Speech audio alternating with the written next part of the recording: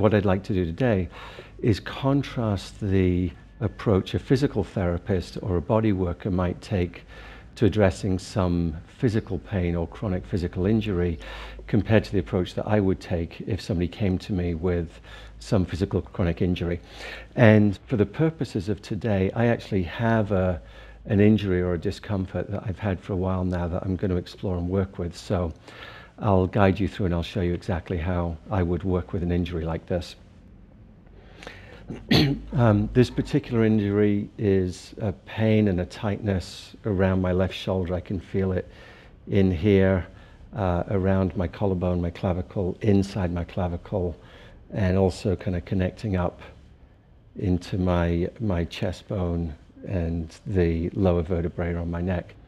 And this started, I would say, about a month ago. I had a very intense period of work. I'd been staying in Serbia, then I worked in Ireland, then I flew back to the US, had I think just a weekend back in the US, flew to Canada for a really important business meeting, flew back to New York, had a week there, and then flew off to Canada again for 2 weeks in minus 35-degree weather, really, really cold weather, and then down to Mexico for some more work. So first of all, if I were to go to a physical therapist with an injury like this or a pain like this or a body worker, their attention would be on what are the physical symptoms and what are the physical pain. So let me start with the physical perspective for exploring this. So if I just bring my attention into it physically, first of all, there's a pain right in here that feels like it's in the bursa, which is the sac that kind of encapsulates the shoulder joint here. So there's definitely one particular piece in there that feels like it's an injury in the bursa.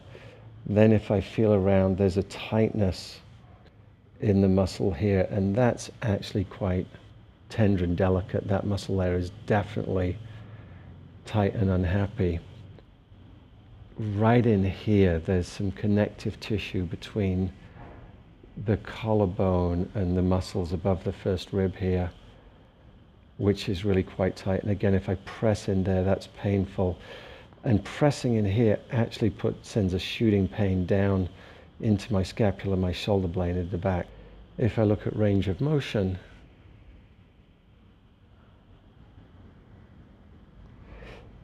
it's basically fine. There's a little tweak in here that gets a little painful. If I went to a physical therapist or a body worker, that's probably the approach they take. And chances are they would decide some of these ligaments are sprained or tight, or some of these muscles are definitely tight, and they would get to work on releasing any occlusions, any places where the connective tissue is stuck, and then relaxing the muscles and stuff like that. As you know, my approach is different, and in the article, How Emotions Get Trapped in the Body, I talked about how when we have an emotional issue, it tends to get trapped somewhere in the body, in one or several places in the body. And conversely, once we've trapped an emotion in the body, it tends to predispose it to injury or make it more likely that we'll have pain in that site. So from my perspective, looking at this now, the question I'm going to start asking myself, the thing I'm going to start exploring, is what are the emotional things that had my shoulder, had my clavicle, had my first rib tighten up, which then predisposed it to an injury. I'm not saying it caused the injury, but it made the injury much, much more likely. First of all, as I mentioned, I was doing an insane amount of travel. It was a very tight schedule, not what I'd normally want, but there were various reasons that I did that, and it was the right thing to do at the time, even though it was physically challenging for me. So one is quite simply that. Second thing is the time I had in Serbia. I found that difficult. I was just working and hanging out in Serbia, in Belgrade, but I found the environment there to be quite tense and a little scary, not overtly threatening, but there was a major civil war there and genocide and, really, really tough environment. And I think being around that country not that long after the war ended, being a natural empath, I think I kind of felt protected around that. There's a new project that's very exciting but very challenging, so I think I've got some tension around that. Oh, and then the last thing I think that's really relevant here is I'm a year into my blog, and I put together a review of everything I've accomplished in the last year in terms of people reading the blog and articles I've written and interest and stuff. And I posted that review on an online forum that I'm a member of, asking for feedback. And quite honestly, I was expecting everybody to tell me that it was great and wonderful and I was doing great and I was right on track. But in fact, what happened was basically everybody who responded to me told me I was paying attention to the wrong things, I was doing it all wrong, and gave me incredible advice for how I should change everything I was doing on the blog. Not the writing, but how I'm thinking about what I track and what I measure and what my plans are for next year. So while that was incredibly valuable for me, it was also really, really difficult emotionally to hear the feedback about something I was really proud of and I've put an enormous amount of work into over the last year. And now I think about it, it was right around then that this physical pain really started to develop. Looking at it from my perspective, the shoulders relate to relationship or connection with other people, and intuitively that makes sense. If I reach out to connect with somebody, I use my shoulder. If I push somebody away, I use my shoulders.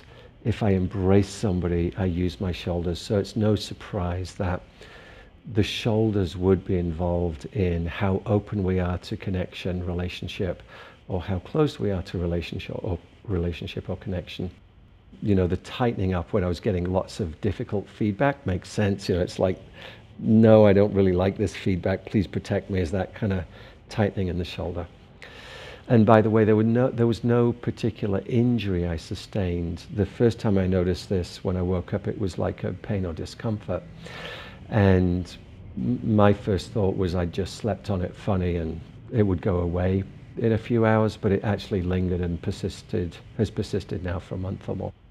What I'm going to do is drop in and start to bring my attention into my shoulder, clavicle, chest here, but bringing my attention less on the physical and more on the emotional content.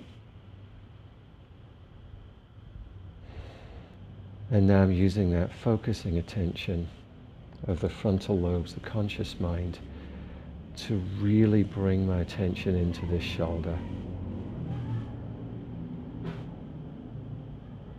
Breathing into it and paying attention to it.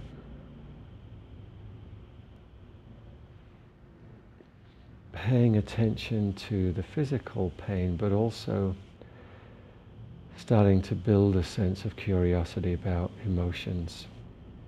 And one very important thing here is the mind, the conscious mind, likes to predict the future. It likes to know, it likes to be in control and in charge. And here I really have no idea what's going to happen, no idea what's going to unfold.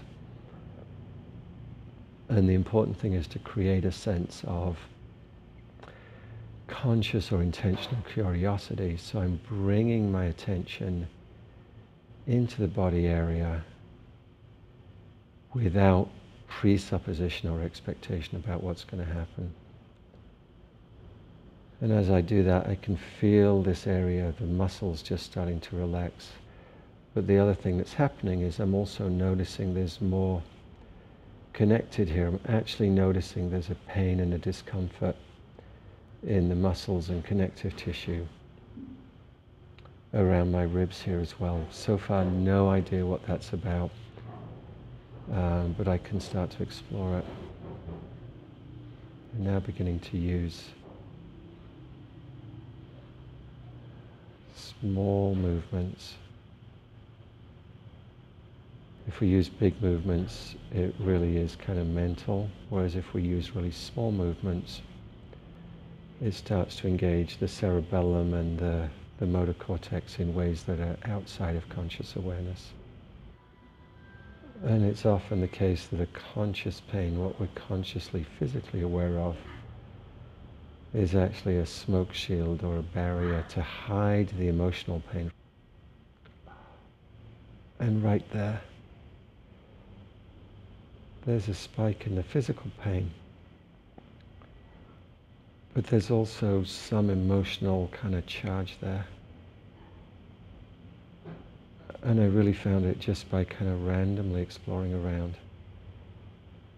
But now that I find that spot, I can really kind of explore around it to accentuate it. And right there, it's almost a sense of nauseousness. It's a really unpleasant feeling. There's not like a standard emotional word for it, but it's kind of an unpleasant, dark, nauseous feeling. And that's gold. When you get something really unexpected like that kind of pops up out of nowhere.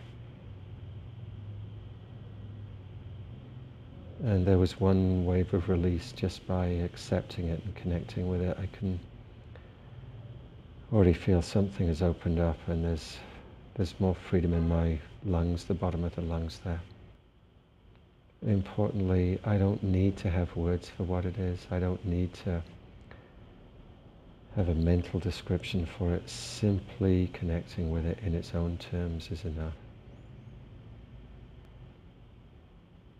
And I will say that I've been at this long enough that once I find something, it releases for me quickly. If I was doing this with a client, we'd probably stop and pause there for maybe a minute or two and allow a slower process of release. And there's something inside the ribs and lung here. The lungs, as I discussed in my article on grief and sadness, are a primary place for storing unresolved sadness and grief in the body, so probably has something to do with sadness or loss, but the mental understanding doesn't really matter. The important thing is my body and subconscious have the willingness to explore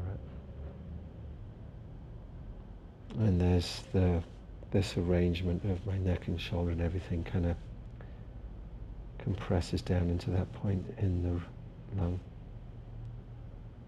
And compression is a good way of increasing awareness of something that's closed off. I shifted fairly quickly in one or two breaths, and I don't know if you saw it, but there was just a release in some of the muscles in my shoulder here. Once this released, this part of my shoulder knew it was okay to let go. I'm starting to get the impression that this was more,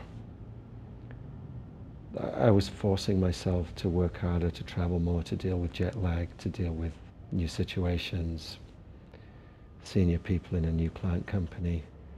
So I was driving myself without taking the time to deal with whatever emotions and issues were coming up. Most people have a habit of when they have an injury or a wound, physical or emotional, they tighten up around it and build layers and layers and layers over a lifetime. A lot of old people really are kind of twisted up in a way that's physically unhealthy and emotionally unhealthy because we build up these layers and we don't deal with them. 5, 10, 20, 50, 60 years really builds the likelihood of major physical injury and degeneration, and it's not necessary. All we need to do is be aware of when we build these wounds up and release them. We can really retain vitality and freedom of movement and freedom of emotions into old age. That's two pieces that have shifted now. And I feel a lot more ease and openness. There's still physical pain, and it almost feels like it's in the periosteum here, or there are also ligaments around here. And in the back, right here, there's actually a muscle that's twitching. So there's something that's, when there's a muscle that twitches like that, I take it that it's thinking of letting go, it hasn't decided to let go, it's thinking of letting go, and so it's like this, twitching at that kind of speed in my shoulder blade there. And now I have a strong sense of confusion. The mind hates confusion. It wants to know what's going on. So I've got this drive to know or find out or push myself. But for healing, actually confusion is really great because it means the old model, the old belief I had is no longer valid. And there's a new model, there's a new belief, there's a new physical and emotional arrangement waiting to emerge. So with this confusion, I'm really slowing down, because it means there's something really valuable here. Again, right here, that sense of ugh, kind of down through, it goes to a slightly different location in my lung, but it's a similar feeling of just ugh. That's a technical term, by the way. My mind wants to make bigger movements and stretch it out because this is painful under here, but I know it's actually more important to slow it down and let my body lead. And right now this is unpleasant enough. I kind of want to run away from it. But instead I'm just sticking with it. Okay, now I've got it. There's a feeling of kind of great compassion. There's a heat under my hand here. There's a lot of heat, a lot of energy, which indicates there's a healing or a repatterning going on. And there it is. Right, there's the top rib here, right under the first rib. Just like sadness, like I want to cry. The tightness in the muscles on the top of my shoulder was protecting that. So a lot of this tightness has just been protecting, closing off pain, tears. So very gently connecting with that with self-compassion. And it's a sense that with the breath, that emotion is flowing and releasing. Again, I've gotten quite practiced at this. If I were working with a client on this, we might spend 10 or 15 minutes here because this is a major piece. It's good to let them release just in their own time. Oh God, and it's like relief.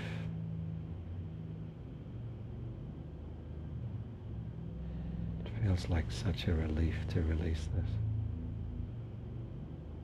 But the important thing with this approach is I actually don't need to do all of the physical healing all at once, because now that the emotions have released, the reasons for tightening and protecting that part of my body, maybe it'll take 3, 4, 5 days a week, but now without the need to protect, the muscles and the ligaments are going to start relaxing out.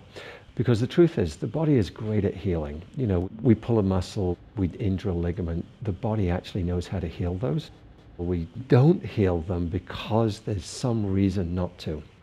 And in this case, I didn't heal it because I had to keep it all tight to protect and close off that emotion in the top of my lung. Now the emotion's gone, I can relax and ease those, and now the natural healing process of my muscles and ligaments in my shoulder can take over again. A body worker or physical therapist would have gone straight for massaging out the muscles, working on occlusions in the ligaments, which, trust me, can be really painful. And it would have been this physical process of working with the physical symptoms. My approach is to go underneath that to find out what is the source of the wound, what is the thing that's fueling and sustaining the injury, release that, and then allow the natural healing process to take over for itself. So that's it for today.